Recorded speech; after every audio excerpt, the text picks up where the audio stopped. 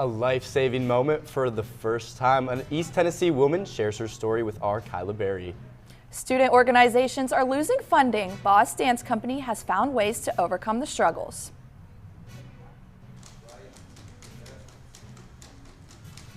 And we take a look at a familiar robotic face around campus.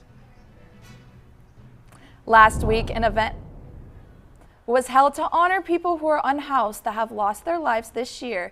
Thanks for joining us. For TVC News, I'm Lily Van Allsburg. And I'm Jackson Berg. Our Kyla Berry has been following this story for the past few weeks.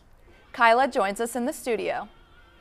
Weather, violence, and drugs were all a part of the conversation last week.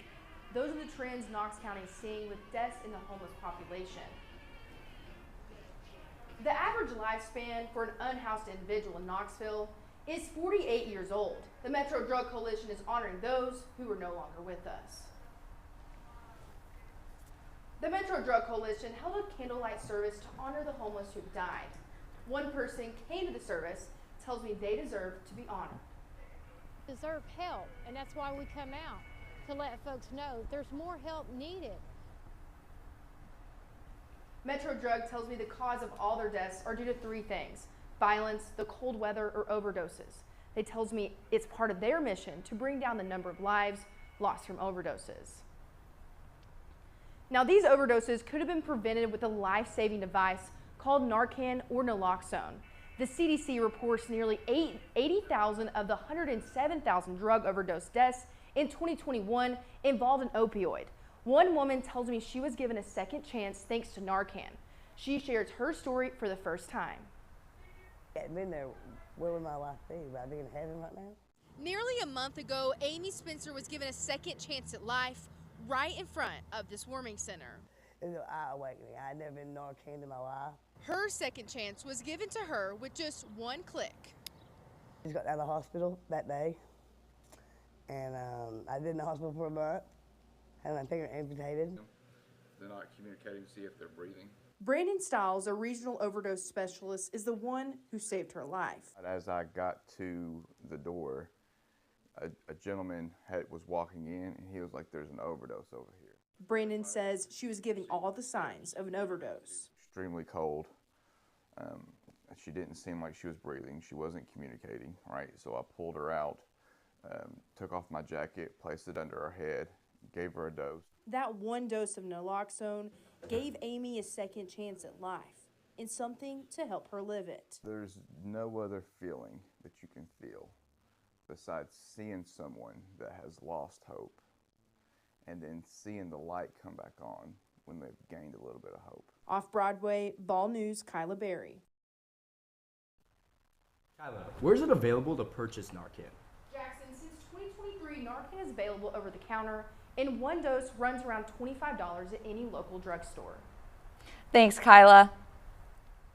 Weather recently in East Tennessee has been very unpredictable. We saw temperatures up to 70 degrees this week, snow last week, and tornado touchdowns the week before. It's hard to know what to do in severe weather events. Our chief weather specialist, Lauren Zaring, sat down with WVLT's chief meteorologist, Heather Haley, to learn more about weather and weather safety in this region. With severe weather season quickly approaching, it's important to remember severe weather safety. I had the opportunity to sit down with WVLT's chief meteorologist, Heather Haley. We talked about severe weather and what you should do in a severe weather emergency. Good morning. 10:34 now, and we are tracking some clouds moving across the state. Chief Meteorologist Heather Haley is constantly monitoring changes in weather and keeping the Knoxville area informed. I think being able to give back to my hometown has been the most rewarding part. Weather seems to be unpredictable in this area recently. We are seeing dramatic changes in temperature and severe weather events. When you talk about climate changes, weather changes, for example, an overall warming climate now creates some bigger extremes. So that's how we can go from a bigger snow than we normally get in January, and 2 weeks later have a tornado that does touch down. Heather tells me that some of these unpredictable weather patterns are also caused by the type of terrain we have in East Tennessee. So there are regions where it is flat and you can see a tornado coming for miles. We don't have storm chasers around here for a reason. It's too hilly, it's too mountainous. Because of that terrain change, you can have these little microclimates that can create a more intense storm, or the opposite. It can also cause a storm to fall apart really fast. Many UT students don't know what to do in the event of a severe weather emergency like a tornado warning because of how infrequent they have been in the past, especially those who live in apartments or dorms. If you are under a tornado warning, I would also get to the lower level of the building. So that would be going ahead and getting down into the lobby, for example. And your building management should be able to tell you where your tornado shelter is. They are supposed to have that coordinated so that they can tell you exactly where to go. Heather also spoke about the challenges of reporting on a severe weather event. I kind of have to turn off my mom brain in that moment and think in terms of, okay, where is the risk? Who needs to be seeking shelter? Sticking to the basics so that I don't get too emotional, so that I can just keep people informed. In Knoxville, Lauren Zering, Vol News. The weather has thankfully been bright this week. Our weather specialist Emma Collard joins us now. Thanks, guys. Hey Vols, I think we've all definitely felt some warming up here on Rocky Top. Temperatures have been nice and spring-like this week, topping out in the 70s almost every day. This is a map of the current temperature anomaly across the United States. The temperature anomaly is just a measurement that tells us whether we are experiencing hotter or colder temperatures than normal. As you can see, temperatures have been warmer than average across most of the region this week. On Wednesday, Nashville International Airport actually recorded a high temperature of 80 degrees, setting a record for this time in February. While these above average temperatures are a warm welcome after last week's Arctic blast, they are going to help set the stage for some severe weather as we get into next week.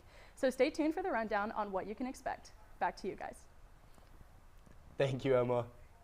Starting March 1st, some changes are coming to how much you will have to pay to park at any meter in downtown Knoxville. Our Bella Fricks was downtown this week to get you up to speed. If you are planning a trip to downtown Knoxville, be ready for some changes. The city is rolling out its new parking plan, meaning where and how you park may be a little bit different moving forward. Garage parking will mostly look the same, with the exception of the Market Square parking garage, which will now have a $3 flat rate on Saturdays. Street parking, however, will look different. 2-hour max parking spaces will now cost $2 instead of $1.50, and long-term parking spaces will now only accommodate up to 4 hours of parking at $1 rate. The city is also moving to a more digital route. Parking meters will be replaced with the Park mobile app, the same as guest parking on UT's campus. I spoke to over a dozen business owners, residents, and workers in the downtown area, and as of Thursday, February 27th, none of them have been alerted of the parking changes thus far. These changes are anticipated to occur in the coming weeks. I'm Bella Fricks, TVC News. The University of Tennessee's undergraduate transfer and continuing scholarship applications are due March 1st for current students. By completing this application, students will be qualified for a number of university-sponsored scholarships for the next academic year. Hundreds of scholarships are provided to students just through this application and the generous donations made to the school. It is as simple as Googling onestop.utk.edu, selecting the scholarship dropdown, and clicking the link to Continuing Undergraduate Scholarship. With any scholarship or financial aid questions, reach out to One Stop Services for more assistance. If you've ever tuned into WUOT radio, you may have heard the familiar voice of UT's very own Pierce Gentry. An accomplished audio broadcaster and most recently an award winner for the Hearst Journalism Awards. Our Aubrey Curran looked into his unique reporting style, which might look a little different than what you're used to. Journalism for Pierce Gentry is all about sharing the stories of others. It's not something he ever thought he'd be recognized for. Certainly not something he ever thought he'd be nationally recognized for. Will have a limited lifespan before it needs to be replaced. Here's Jason Brady of Gresham Smith Engineering. WUOT radio host Pierce Gentry has a different approach to his reporting. When you're a good reporter, you don't draw attention to yourself. Helping him land second place in the audio portion of the National Hearst Award competition. It's not about you, it's about the people whose stories you're telling. With his Hurricane Helene coverage helping him achieve this award. And it was very hard to see all of the devastation and the difficulties that people were going through, but it's easily the most memorable moment just because it's the most significant moment in my career so far. But when tragic reporting comes around, there's one sentence Pierce likes to open with. I would typically like to start the conversation by asking them if they're okay. and by asking, how they are doing. A sentence that makes all the difference, according to him. They just want to be talked to like a person. They don't want to be asked a lot of really technical, jargony questions from a reporter. They just want to be talked to. And an empathetic approach, one of his longtime mentors, Melanie Pfizer, agrees sets him apart from the rest. He's got the total package in that his empathy allows him to connect really well with people, but he has the journalist's sort of instinct of, trust but verify. At the end of the day, it was never about the awards. It just makes it feel extra special, right? It makes you feel seen. It makes it feel like the work that you're doing has an impact, and that means a lot to me. But the recognition sure does feel nice. In Knoxville, I'm Aubrey Curran, Vol News. That's definitely a piece of advice we can all take, and I know I need to take to heart moving forward. Storytelling is a powerful thing, but a privilege at the same time. To keep up with more of Pierce's work, you can tune in to WUOT at 91.9 FM. At the University of Tennessee, Boss Dance Company is more than just a club. It is a community. For 15 years, Boss has put on an amazing show year after year, bringing students together with their energetic performances and innovative choreography. But now they have more to worry about than just putting on a spectacular performance. Our own Caitlin Kirkpatrick tells us how they have overcome their funding issues. Thanks, guys. At the end of last year, many of the performing arts clubs, programs, and companies at the University of Tennessee lost their funding. So despite their success over the past few years, the group has been facing a major setback.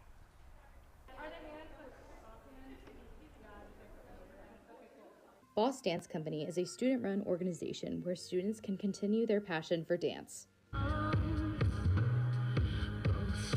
These dancers have been affected by the loss of funding from the Division of Student Life. Megan Gaskin, the president of Boss Dance Company, tells us that even with the issues, they have found ways to keep going. This year has just come with a lot of different roadblocks, but honestly been a great learning opportunity for us. The loss of funding from the university has created major strain for the dancers and choreographers.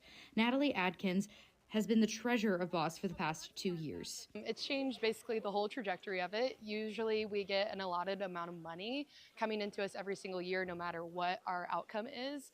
And this year we are having to raise every single dollar ourselves. To help the funding issue, Boss has had to hold more percentage nights at local businesses to raise money for the company and even raise their ticket prices.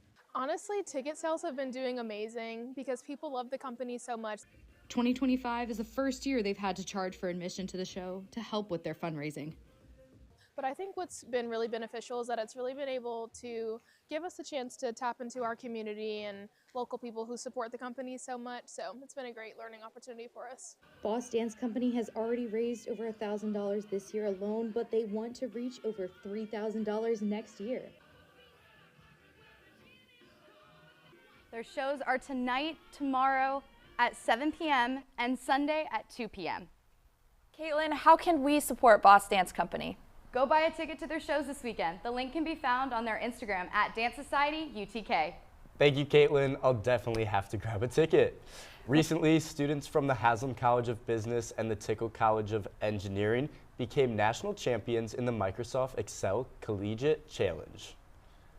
Our Steve Susans caught up with these two students who excel at Excel. Last December, students from the University of Tennessee competed for the very first time in the Microsoft Excel Collegiate Challenge in the bright lights of Las Vegas, Nevada. The competition pits teams from 75 universities, both here and abroad, testing their abilities to navigate complex Excel scenarios using various cells and formulas to meet the goals of the challenge. The atmosphere of the event was festive, but proved to be intense for the volunteers who were there competing, according to finance major Sarah Chandler. And they had, walking in and having everything set up. It was like a ticket event. Some people were there. There was a whole crowd. And so it definitely brought the nerves up, but also brought the excitement and a competitive atmosphere. So, from the 11 students that made the trip for the event, it came down to 3 UT students in the finals: Sarah Chandler, Beckett Anderson, and Ben Northern. The final round saw much more complex scenarios, and the intensity grew for the 3 finalists. Yeah, it got really intense. Especially for the finals. So sometimes they can make cases that are doable, but nearly impossible to get done in 30 minutes. But all that work was worth it when they heard this. Ladies and gentlemen, we have an upset by 20 points. University of Tennessee!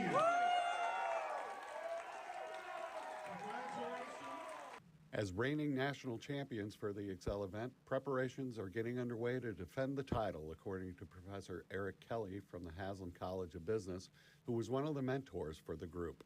So next year, it's going to be completely new students. And so they're gradually just kind of training up the next generation, working with them, and bringing them into the fold. So it's really, really exciting. Reporting from the campus of the University of Tennessee, I'm Steve Susans for TVC News. We wish them the best of luck defending the national championship this year.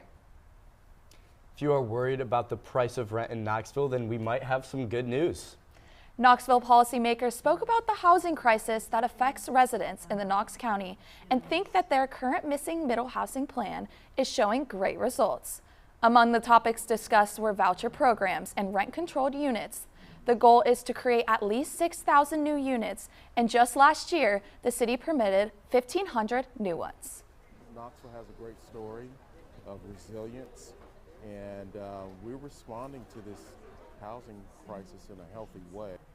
If you want to learn more about their current plans to improve the housing crisis, visit the City of Knoxville's housing website. When we get back, as always, it's been a very busy week in sports for your Vols. Your men's basketball team is heading into March. We spoke to one of their analysts just how important that #1 seed is. And a number of familiar names were invited to the NFL Combine. We take a look at how they did when we get back.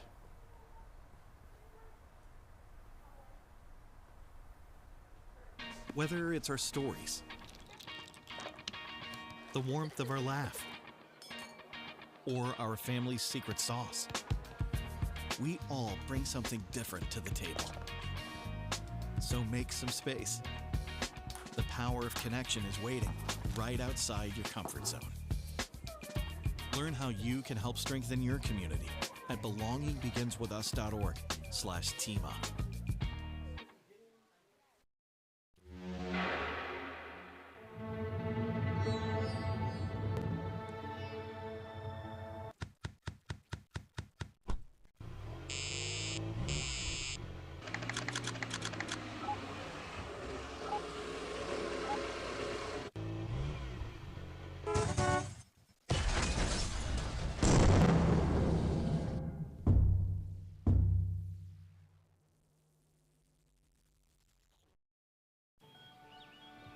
Be right there.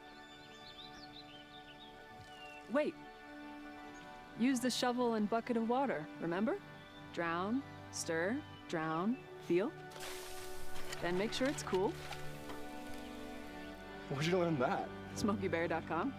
Brushed up on some tips before we left. Don't want to start a wildfire, right? Only you can prevent wildfires. We are the Tennessee Volunteers. People who create connections, push boundaries, do the research that changes lives.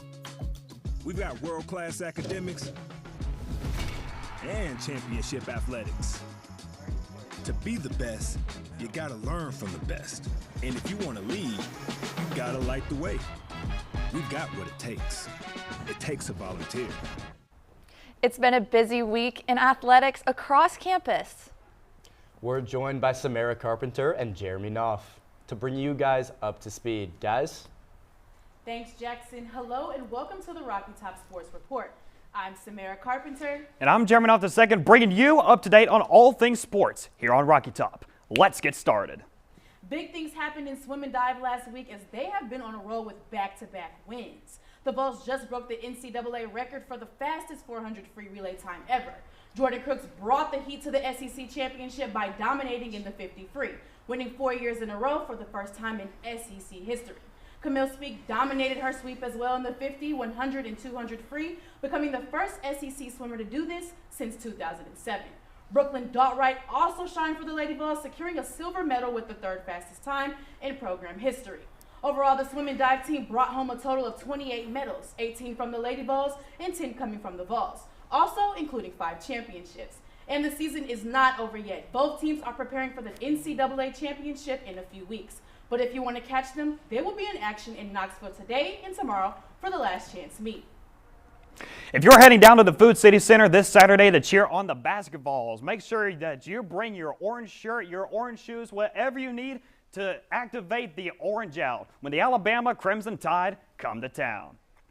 Coming back home from a solid 65-59 victory against the LSU Tigers, the Volunteers will now suit up for their biggest challenge of the season. Alabama, ranked 6th in the nation, will bring their high-scoring offense that is averaging 91.5 points per game, led by senior talent such as guard Mark Spears and forward Grant Nelson. The Big Orange will be prepared for this match with offensive talent of their own, headlined by Sakai Ziegler, scoring in double digits in 8 consecutive games, and Chaz Lanier, who rebounded 9 times just recently in the Bayou. This top 10 blockbuster goes down on March 1st at the Food City Center, tipping off at 4 p.m. Eastern Time. These 2 hard-fought games put the Vols at a projected 2 seed for the tournament this March. Our Holland Hines sat down with Patrick Falcon, an analyst from Torch Sports, to explain what the Vols must do going forward to obtain the win. So starting off simple, Tennessee is in prime position for the 2 seed. How important is it that they get the 1 seed? I think it's very important. I think once you get down to the Sweet 16, the Elite 8, the Final Four, those matchups become increasingly easier as a 1 seed. And right now, Tennessee really needs all the advantages we can get. We haven't had the best luck in March. We've never made a Final Four. And I think if we want to make that final push towards it, being the 1 seed would definitely be a big help. The seedings aren't always perfect, so sometimes the difference between those 4, 5, 6 seeds can actually be, instead of just 4 teams, it could be 5, 6, 7, 8 different teams. So I think getting that 1 seed, playing the worst team possible, will help us a lot. What does Tennessee have to do to get that 1 seed? So we have 3 SEC teams fighting for that 1 seed. I think a big step is this Saturday we need to beat Alabama. And I think then in the SEC tournament, we need to prove that we are better than Alabama and Auburn. That means staying in the tournament longer than them and possibly beating them head-to-head, not losing to one of them, because then that's very easy for the committee or whoever's making the rankings. Give them the edge, give them the slight edge. We're that fifth seed, that number 1, 2 seed instead of that last 1 seed. What's the worst possible outcome for the Vols in the next 2 weeks? We'll lose every game. But no, I think the loss to Alabama will be big. I think we'll definitely drop. And then if we drop 1 or 2, we go out early in the SEC tournament, we could see ourselves as low as a 3 or 4 seed, to be honest with you. How confident are you that the Vols can get that 1 seed? I'm pretty confident. I think, we've showed our guns against Florida. We've showed we can beat them. I know they've also showed they can beat us, so it'll be a good test if we meet again. But Alabama's got a really tough remaining schedule, and I think that win Saturday, if we beat them, they'll have to play Florida, and then they'll have to go down to Auburn. I don't think they win both those games, and I think that Auburn loss, if they suffer that at the end of the year, can help propel us forward to them, especially if we get hot going in the tournament, which we are right now. Chaz Lanier's been playing well, Zakai's been playing well. I think this team's picking up steam at the right time. We're going to the SEC tournament hot. That's prime for 1 seed. The Lady Volunteers basketball squad had a rough go against Kentucky last night, falling to the Wildcats in Lexington 82-58. However, they did not go down without a fight, with Talasia Cooper putting up 25 points on the board, as well as Z Spearman and Alyssa Latham combining for 13 total rebounds. The last regular season task for Coach Caldwell's Lady Vols will come on Sunday, March 2nd, when the Georgia Lady Bulldogs come to play in the Food City Center. Earlier this week, the Baseballs finished up their opening stretch of the season and took the field where they faced North Alabama in a very close and intense match. I bet you're wondering what the big news is. Junior pitcher A.J. Russell made his long-awaited return after a tough injury last year in the SEC tournament against Vanderbilt. He made sure this comeback was nothing short of spectacular. He faced 3 batters and struck out every single one.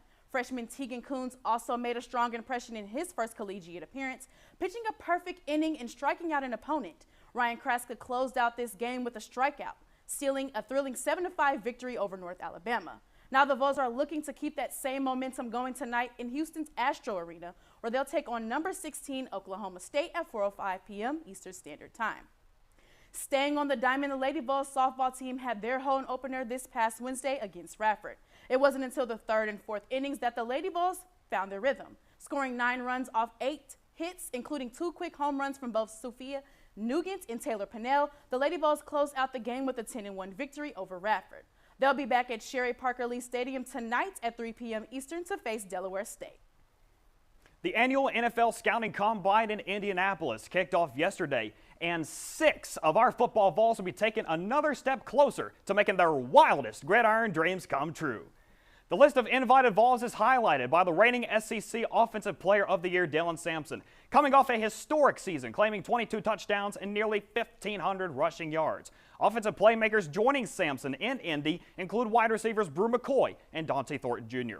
On the defensive side, tackles Omar Norman Lotz and Elijah Simmons, as well as edge James Pierce Jr. will also have the opportunity to show that they have what it takes to compete in the big leagues. This ultimate test of physical durability will be their one last chance to impress the scouts heading into the 2025 NFL Draft in Green Bay, Wisconsin.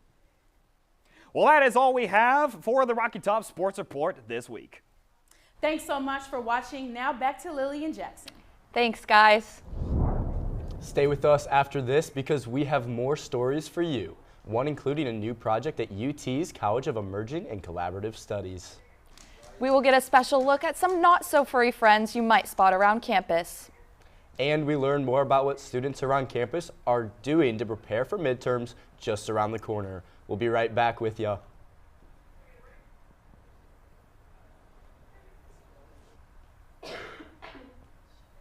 Whether it's our stories, the warmth of our laugh, or our family's secret sauce, we all bring something different to the table. So make some space. The power of connection is waiting right outside your comfort zone. Learn how you can help strengthen your community at belongingbeginswithus.org/teamup.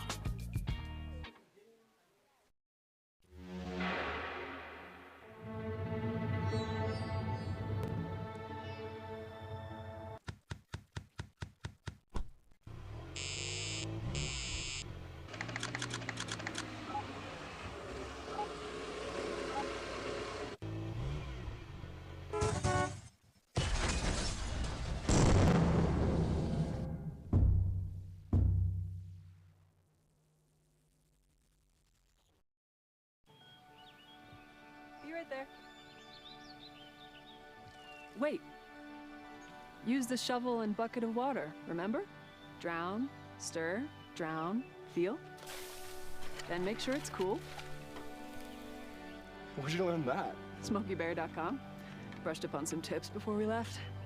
Don't want to start a wildfire, right? Only you can prevent wildfires. We are the Tennessee Volunteers. People who create connections, push boundaries, do the research that changes lives.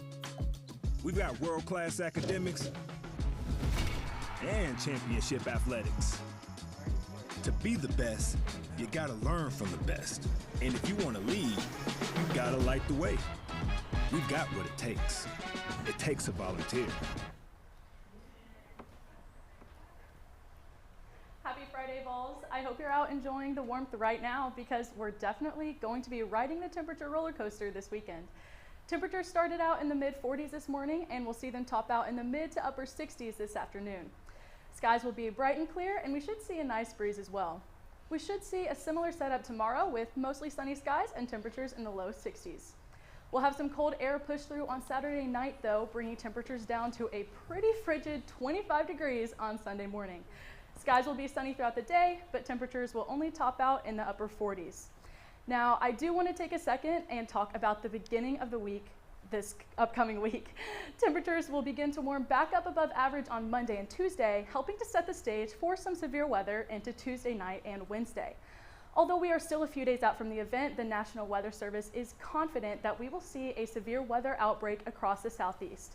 The current forecasted environment is perfect for sustaining supercells and multiple strong tornadoes across the region. However, we won't know specifics until closer to the end of the weekend. Make sure you are staying weather aware over the next few days and stay tuned to Vol News on social media for updates as we get more information. That's all I have for your weekend weather update. Now back to Lily and Jackson at the desk. Thanks, Emma. Every February, the University of Tennessee's largest student-led philanthropy happens on campus. This event is called Volthon, a dance marathon program that raises money for East Tennessee's Children's Hospital. Our Alexa Durbin spoke with Volthon's president about how they did this year. One group of students are truly living up to the volunteer creed. They are the members of Volthon, UT's largest student-led philanthropy, who are dedicated to raising money and awareness for the children of East Tennessee's Children's Hospital. It's really special being able to see the impact that we've made on our kids and their families. Watching them be able to grow into who they are today, knowing that I played a small part in that is really special. Isabel Ponder has spent the last 4 years giving her all to the cause, serving as Volthon's president for her final year. I was treated at a children's hospital back in Georgia, so being able to be on the other end of that, like I probably wouldn't be in the position that I currently am if not for programs like Dance Marathon supporting that children's hospital. So it's like a little extra special for me just because of like what I've been through. This year, the event celebrated 30 years of being a Dance Marathon program. For 12 hours straight, participants hear the stories of miracle kids, compete in fundraising games, and of course, dance. Raising over $2 million since they started, Volthon brings in organizations all over UT to help. The smallest gesture or even dollar amount can go a long way and make such a huge impact, and it really just gives us all a new perspective and serves as a reminder that the University of Tennessee and just Knoxville as a whole is a huge community coming together to support a big cause. This year alone, the event raised over $270,000. The experience of being part of Volthon is something that has really gotten special this year. It has become a really tight-knit group of people, a family, and a really welcoming space for anyone that wants to be involved, and I think that'll last past my time as president. Being a part of the cause and dancing for those who cannot. On UT campus, Alexa Durbin, Vol News. Over the years, Volthon has helped provide life-saving medical equipment, care items for long-term hospital residents, and more. You too can help the cause and learn more by visiting volthon.org. The Multicultural Greek Council hosted a painting night for sorority members to discuss mental health topics related towards women of color. The sorority members found that painting was an easy form for all the members to discuss heavy topics, since it is one way to express their feelings. Madeline Gaunt shared why this is important to discuss mental health. For like women of color to be able to share their mental health, just because it's so stigmatized for us not to, whether that's because of culturally or just because like society kind of downplays our pain in different ways like that. MGC plans to continue hosting a safe space for their members. Their next event is this upcoming month for men of MGC to play a tournament of pickleball. You can continue learning more about MGC events on their Instagram, UTKMGC. One of the most dreaded weeks is upon us as midterms are here. Maggie, how can we prepare for these exams? Yeah, Lily, midterms can be extremely stressful for students. I know they're stressful for me. I got to talk to a UT student and a professor to see how they are preparing for these exams. Midterms. One of UT students' least favorite weeks of the semester. This is how one UT student, Tim McMiniman, is preparing for his exams. I try to split it up, studying and doing active notes. Some nights I'll sit down for an hour or two and just do write down the same old notes so I can get a little bit better grasp on the terminology, and then other nights I'll sit there and look at those notes and just drill it into my brain as much as I possibly can.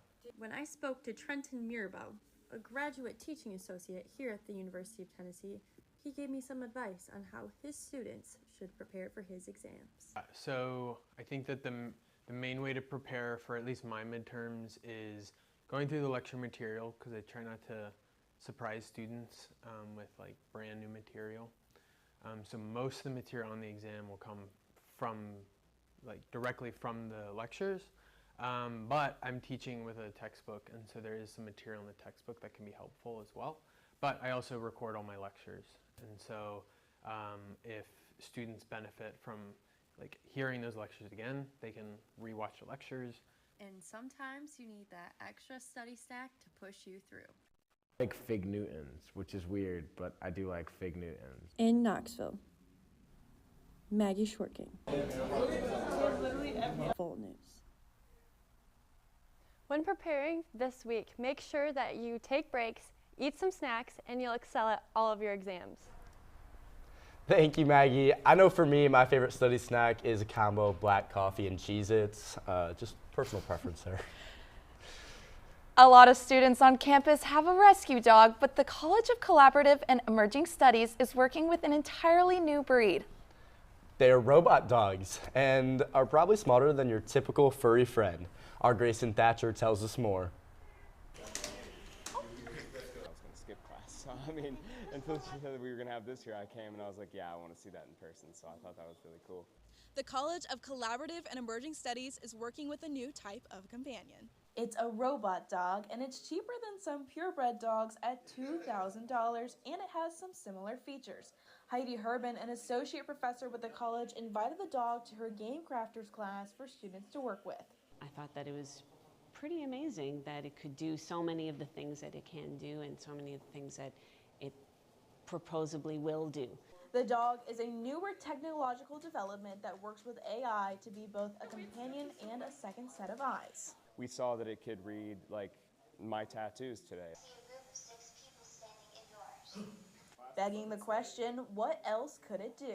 I actually think it could be a good idea for service dog-wise kind of thing. I think it would actually be really smart because service dogs, let's be honest, they're biological animals. But not being a biological animal does have its faults. That kind of emotion and empathy is a little bit lost for me personally. I think that that's something that I question a little bit.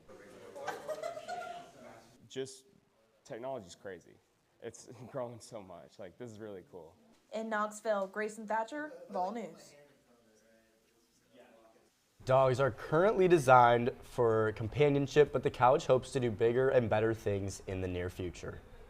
Sadly, that is all the time we have for today. Thank you so much for joining us. I'm Lily Van Allsburg. And I'm Jackson Berg. Make sure to follow us at TVC News Now and have a great weekend. Go Vols.